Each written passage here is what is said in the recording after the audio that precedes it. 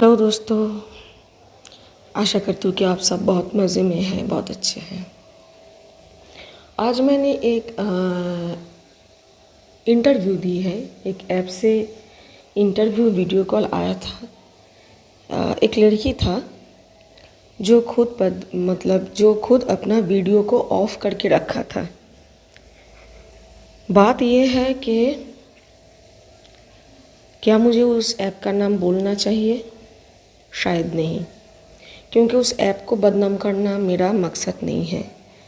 पर जो लड़की इंटरव्यू ले रहे थे, क्या उस लड़की के अंदर इतनी एक्सपीरियंस, इतनी नॉलेज, इतनी कम्युनिकेट वो लोगों को करते हैं कि लोगों को समझ पाए, लोगों के इमोशन को समझ पाए, लोगों के ऑरा को समझ पाए। इतनी कि क्या वो सक्षम है कि वो दूसरे को जज कर पाए कि वो काबिल है या नहीं इस काम के लिए। ये हर उस ऐप ओनर को सोचना चाहिए जो कि एस्ट्रोलॉजी और टैरो ट्रेडिंग और भी बहुत सारे स्पिरिचुअलिटी से जुड़ा हुआ बहुत सारे ऐसे माध्यम हैं जिनके थ्रू बहुत सारे कन्फ्यूज्ड होते हैं जो लोग उनको गाइडेंस देते हैं, लाइफ के मेजर गाइडेंस देते हैं। इस तरह के ऐप ओनर को थोड़ा सोचना चाहिए, वो जितने भी ऐसे ऐप हैं, क्योंकि चाहे आप एस्ट्रोलॉजर हो, चाहे आप पाम रीडर हो, चाहे आप टैरो रीडर हो, अब जो भी हो, आप ईश्वर के दूत हो। सिर्फ कुछ किताब पढ़ के हाथ नहीं देखा जाता। आपका जन्म तिथि, आपका बर्थ चार्ट नहीं बनाया जाता। टैरो कार्ड, टैरो रीडिंग नहीं किया जाता। अगर ईश्वर के साथ वो कनेक्शन नहीं है, अगर वो गाइडेंस आपको नहीं मिलता है, तो आप ज़िंदगी में कुछ भी नहीं कर पाओगे, कुछ भी नहीं। एक सिंगर जो गाना गाता है, एक राइटर जो लिरिक्स लिखता है, एक साइंटिस्ट जो बहुत कुछ इन्वेंट करता है, सबका एक स्पिरिचुअल कनेक्शन है अपने परमात्मा से, यूनिवर्स से, एंजल से। और जब स्पिरिचुअलिटी से जुड़ा हुआ ऐसा कोई काम है और उस काम पे ऑलरेडी इन्वॉल्व जो सारे इंसान हैं, वो अगर इस बात पे प्रॉब्लम है कि आप एक ईश्वर के दूत हो, स्पिरिचुअल कनेक्शन आपका एक है जिससे आपको हेल्प मिलता है, और आप ईश्वर के दूत हो, इसीलिए बहुत सारे लोग आपके पास आते हैं, आपसे जुड़ते हैं और अपने ज़िंदगी के मेजर प्रॉब्लम आपसे शेयर करते हैं, अपना सीक्रेट आपको बोलते हैं और गाइडेंस मांगते हैं। तो अगर आप नकारात्मक सोच के हो, नेगेटिव हो, तब उसको नेगेटिव रास्ता दिखाओगे। और अगर आप एक उच्च आत्मा हो, एक पॉजिटिव सोल हो, ईश्वर के साथ आपका एक बहुत खूबसूरत कनेक्शन है, तो आपको सही सही मार्गदर्शन मिलेगा और आप अपने क्लाइंट को सही दिशा दिखाओगे, गाइडेंस दोगे। पर बहुत सारे मैं देखती हूँ कि स्पिरिचुअलिटी से जुड़े हुए बहुत सारे लोग हैं, उनको ये चीज़ पे एलर्जी है कि जब कोई बोलता है कि एक स्पिरिचुअल कनेक्शन हमारा है, इसीलिए हम ये काम कर पाते हैं और हम दूसरे को ये गाइडेंस दे पाते हैं, क्योंकि हम भी लकी है कि ईश्वर का आशीर्वाद है कि हमें गाइडेंस मिलता है। वो भी लकी है क्योंकि हम ईश्वर के दूत बनते हैं लोग हमारे पास इसीलिए आते हैं, नहीं तो नहीं आते, नहीं जुड़ते, हमको ट्रस्ट नहीं करते। और ये ईश्वर की कृपा है कि हम उनको गाइडेंस दे पाते हैं। अगर इस पूरे बात पे किसी को प्रॉब्लम क्रिएट होता है और उनको लगता है कि ये बात बेवकूफ़ी जैसी है और ये ज़्यादा बोल रहा है ये इंसान, तो मुझे लगता है जब एक टैरो रीडर अपने बारे में कुछ बोलेगा तो स्पिरिचुअल कनेक्शन, उससे मिलता हुआ गाइडेंस जो हमें मिलता है और उसके बाद हम दूसरों को देते हैं, और ये ग्रेट जॉब है। हम बहुत लकी है और ज़रूर हमें ये अनुभव होता है, ये स्पिरिचुअल ब्लेसिंग और कनेक्शन के अलावा ये नहीं हो सकता है। तो ज़रूर ईश्वर के दूत बन के दूसरों को गाइडेंस देना ये बहुत ज़्यादा गुड लक की बात है। इस बात से जिसको प्रॉब्लम होगा और वो हमको रिजेक्ट किया इस बात से, तो हमें कोई दुख नहीं है, क्योंकि इसका मतलब ये क्लियर हुआ है कि जिन्होंने इंटरव्यू लिया है स्पिरिचुअलिटी से उनका कोई उतना गहरा कनेक्शन है नहीं। उनको ये मानने पे प्रॉब्लम है कि स्पिरिचुअल कनेक्शन उनका एक अच्छा है और वो ईश्वर का दूत है। उनको ये बात मानने पे प्रॉब्लम है, तकलीफ़ है। नहीं तो मुझे नहीं लगता कि जितने भी यूट्यूब में लोग टैरो रीडर है, टैरो रीड करते हैं, कोई भी ये इस बात को इग्नोर कर सकता है कि एक स्पिरिचुअल कनेक्शन उनका ईश्वर के साथ ज़रूर है, उनसे गाइडेंस मिलता है। वो इंट्यूशन के थ्रू और बहुत सारे माध्यम है कि गाइडेंस मिलता है, और ईश्वर उनको चुना है, वो चोजन वन है। तो चोजन वन का मतलब क्या होता है? ईश्वर का दूत ही तो होता है ना, जो ईश्वर के काम करने के लिए आए हैं। जैसे डॉक्टर ईश्वर का दूत है, वो ईश्वर का काम करने के लिए आते हैं, लोगों को नए ज़िंदगी देते हैं। तो इस बात से किसी को क्यों तकलीफ होगा? जिनका होगा उनका ऑरा बहुत ज़्यादा लो है, और मुझे नहीं लगता इस तरह के किसी एनर्जी को स्पिरिचुअल इंटरव्यू के लिए रखना चाहिए। तो अगर ऐसे किसी मैं भोले को रिक्वेस्ट करूँगी, माँ दुर्गा माता काली को रिक्वेस्ट करूँगी, गणेश बाबा को रिक्वेस्ट करूँगी कि प्लीज़ ये मेरी ऑडियो वीडियो ज़रूर उन लोगों के पास पहुँच देना जिनका इस तरह का ऐप प्ले स्टोर में चल रहा है। थोड़ा देख के, थोड़ा समझ के ये निर्धारण करना चाहिए कि आप किसको रख रहे हो दूसरे को जज करने के लिए। क्या वो दूसरे को जज करने के लिए काबिल है? मेरी प्रॉब्लम ये नहीं है कि मेरी रिजेक्शन हुई है। मैंने बहुत रिजेक्शन देखी है अपनी ज़िंदगी में। मुझे ना हारने से डर है, रिजेक्शन से कोई डर है ना, मैं टूट जाती हूँ, रो पड़ती हूँ,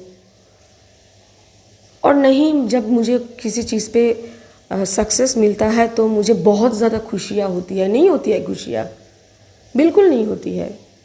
मैंने ये बहुत चीज़ रियलाइज़ की है कि जब ऐसा कुछ है कि मेरा कोई एक चीज़ जो मेरे साथ किसी दूसरे ने किया है, उनका वो काम उतना लोगों ने नहीं अप्रिशिएट किया, उतना लोगों ने उनको नहीं पसंद किया।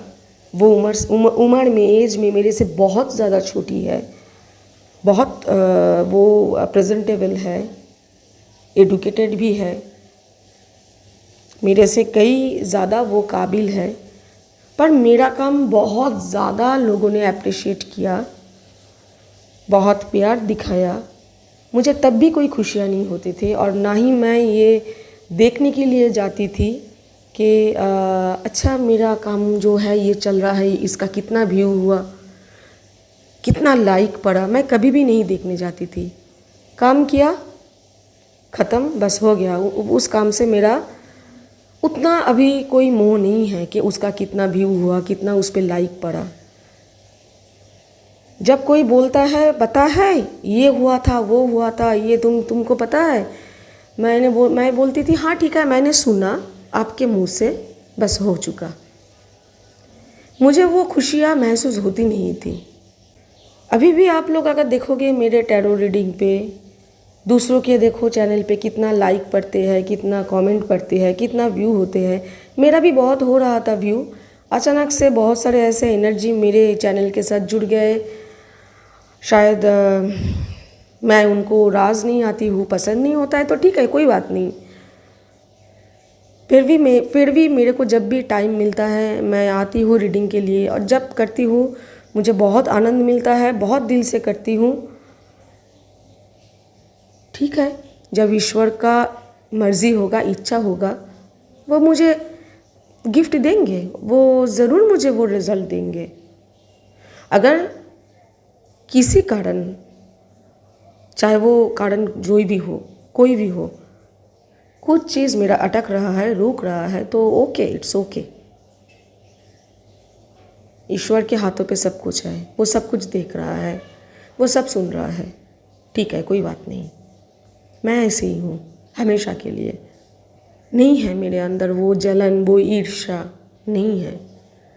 और इसीलिए शायद मेरे औरा से बहुत लोगों को बहुत प्रॉब्लम होता है, उनको बहुत जलन होती है। मैं सिर्फ इतना रिक्वेस्ट करना चाहती हूँ, ईश्वर भी लोगों को एक पल में जज नहीं करते। बहुत सारे एग्ज़ाम लेते हैं इंसान के, और हर एग्ज़ाम के थ्रू वो लोगों को जज करते हैं, और जैसा जैसा उस हिसाब से उनको पनिशमेंट दिया जाता है या ग्रोथ दिया जाता है। और हम इंसान, हमारी औकात क्या है? कुछ भी नहीं। तो थोड़ा देखना चाहिए कि कौन है आपके ऐप में कि एस्ट्रोलॉजी के लिए या टैरोट के लिए दूसरों को जज करने के लिए बैठा है। क्या उनके अंदर वो क्षमता है? ऑरा उनका उतनी पॉजिटिव है, उतनी स्ट्रॉन्ग है?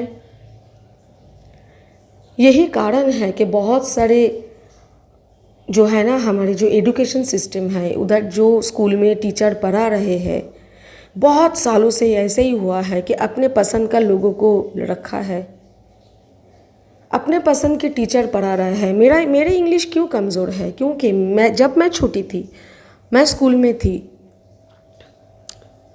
मैं क्लास 2, 3, 4 में थी, तो हमारे स्कूल में एक टीचर हुआ करते थे, नाम मैं नहीं लूँगी, जो कि थोड़ा दिमागी हालत उनका ठीक नहीं था।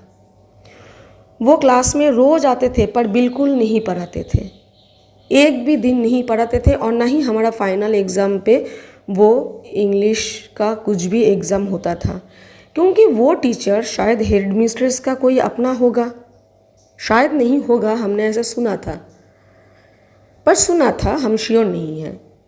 जो भी हो, उनका कोई अपना हो या उनके ऊपर एक अलग ही स्नेह था, एक प्यार था, तो उनको छुड़ाया नहीं, उनको रख दिया। और वो जितने साल उस स्कूल में टीचिंग पे थे, इंग्लिश टीचर थे, उतने साल वो क्लास 1 से क्लास 4 तक के बच्चे की इंग्लिश का धज्जियाँ उड़ा दिया। यही कारण है कि मैं इंग्लिश में बहुत ज़्यादा कमज़ोर हूँ। उसके बाद जब मैं एक अच्छे स्कूल में दाखिला लिया, मेरा पहला साल क्लास 5 में मैं इंग्लिश पे फेल हो गया। मेरी माँ पढ़ाती थी, वो बहुत गुस्से में मुझे बहुत पीटा, क्योंकि बहुत आसान सवाल का आंसर मैंने गलत दे आया। इंग्लिश में मैं फेल हो गया। क्या करे? क्योंकि वो जो स्कूल था वो इतना अच्छा था, वो क्लास 1 से क्लास 4 तक बहुत अच्छी इंग्लिश पढ़ाया उन्होंने अपने बच्चे को। और हम ऐसे स्कूल से गए जो कि स्कूल बहुत अच्छा था, पर उधर एक क्लास 1 से क्लास 4 तक की बच्चियों को जो इंग्लिश टीचर पढ़ाते थे, वो कुछ नहीं पढ़ाया, हर दिन उन्होंने आया बैठा और खुद ही अपने आप बात किया। उनके दिमागी संतुलन मतलब ठीक नहीं था और वो चले गए। और हमारा कोई इंग्लिश का एग्ज़ाम भी नहीं हुआ। हमारे पेरेंट्स ने भी कभी विरोध नहीं किया, किसी का पेरेंट्स ने कभी विरोध नहीं किया, ऐसे ही चलता रहा। तो इसी तरह बहुत सारे जो गवर्नमेंट की स्कूल है उस पे ऐसे बहुत सारे टीचर हैं जिनको कुछ नहीं आता, पर वो है बच्चों की ज़िंदगी बर्बाद करने के लिए। बच्चों को वो जज करते हैं कि वो कैसे है, बच्चे की पेरेंट्स कैसे है। जब मेरी बच्ची छोटी थी, एक प्राइवेट स्कूल में उनको डाला गया था। उस स्कूल में एक टीचर था इंग्लिश का, वो इंग्लिश मीडियम स्कूल ही थी। उस स्कूल में एक इंग्लिश टीचर हुआ करता था, वो नेपाली टीचर थी। मेरी बेटी बहुत बचपन से बहुत चंचल थी, बहुत ज़्यादा वो मतलब बोलती थी बचपन में। तो उनको बोला हर टाइम कि तुम अपने बेंच पे बैठा करो। और वो छोटी बच्ची जो कि बहुत ही छोटी थी, मतलब 2.5 साल की थी, तो वो हर किसी के बेंच पे जाके घूमता था। वो पहला दिन जब स्कूल गया, वो हंसते हंसते स्कूल में घुसा। दूसरे बच्चे रो रहे थे, दूसरे बच्चों की हाथ पकड़ते हुए उन्होंने बोला, चल ना, रो क्यों रहा है, बहुत मज़ा आएगा, बहुत सारे दोस्त मिलेंगे, चल ना। ऐसे बोल के उन्होंने दूसरे बच्चों को हाथ पकड़ के ले गए। जब उनकी 2.5 साल की उम्र है, वो हाथ में चॉकलेट लेके रोड पे चल रहा था। एक 5 साल की बेटी रास्ते में खड़ा है, उसके हाथों में चॉकलेट देके वो बोला, तू खा। ऐसी है मेरी बच्ची। और वो बच्ची जब स्कूल में कुछ दिन क्लास किया, उनको बोला गया कि अपने बेंच पे बैठो। क्यों वो अपने बेंच पे नहीं बैठता है, क्यों वो बहुत ज़्यादा बड़बड़ करते हैं, इसके लिए एक दिन उस टीचर ने क्या किया, मेरे बेटी के मुंह पे सेलो टेप लगा दिया और 1.5 घंटे एक कमरे में बंद करके रख दिया। स्कूल छुट्टी हो गया उसके बाद। पर हम ऐसे पेरेंट्स नहीं हैं कि हम चुप करके रहते। जो हमारे पेरेंट्स ने आवाज़ नहीं उठाया था, हमने उठाया था। उसके बाद क्या हुआ, मेरी बेटी स्कूल में जाने के लिए डरने लगी। मेरी बेटी को मतलब ये जो ट्रीटमेंट दिया गया था एक 2.5 साल की बच्ची को, एक 25 के एज के इंग्लिश टीचर ने, वो तो मैच्योर है, मेरी बच्ची तो मैच्योर नहीं है।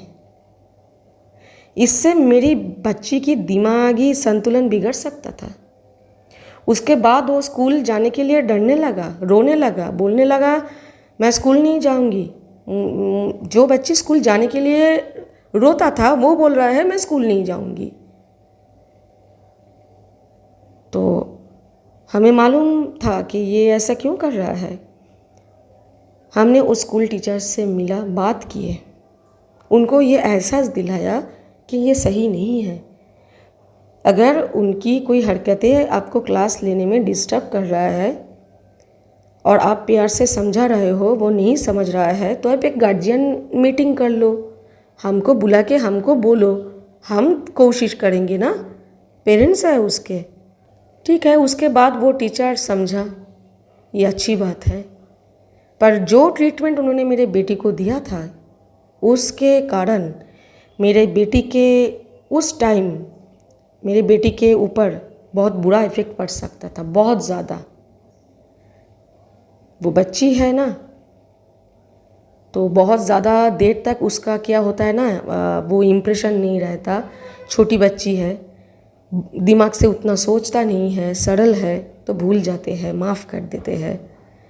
उसके बाद 2 दिन अच्छी तरह बोल दिया तो सब भूल जाते हैं। ये एक छोटी बच्ची की नेचर होते हैं जो आप बड़े लोगों के अंदर भी देखोगे, और ये अच्छी बात है, अच्छी बात है। हर टाइम कम बोलना अच्छी बात नहीं होता है, इससे हर चक्र में ब्लॉकेजेस क्रिएट होता है। इमोशनल होना कोई बुरी बात नहीं है, हाँ थोड़ी इमोशन पे कंट्रोल होना चाहिए, कैरेक्टर स्ट्रांग होना चाहिए, पर दिल बहुत बड़ा होना चाहिए। और स्पिरिचुअलिटी, हार्ट ब्लॉकेजेस, अगर आपके हार्ट में ब्लॉकेजेस है तो आप स्पिरिचुअलिटी पे ग्रोथ कैसे करोगे। अगर आप बहुत ज़्यादा दिमाग का खेल खेलते हो, माइंड गेम है, तो स्पिरिचुअलिटी में ग्रोथ कैसे करोगे? तो मैं स्पिरिचुअलिटी से जुड़े हुए एक काम का इंटरव्यू देने गई थी, दिमाग का खेल खेलने नहीं गई थी मैडम। अगर ये बात आप समझ जाओ तो बहुत अच्छा, ना समझो तो ईश्वर की मर्जी। God bless you. Om Shri गणेशाय नमः। ओम नमो शक्ति शिवाय। ओम नमः शिवाय। हर हर महादेव।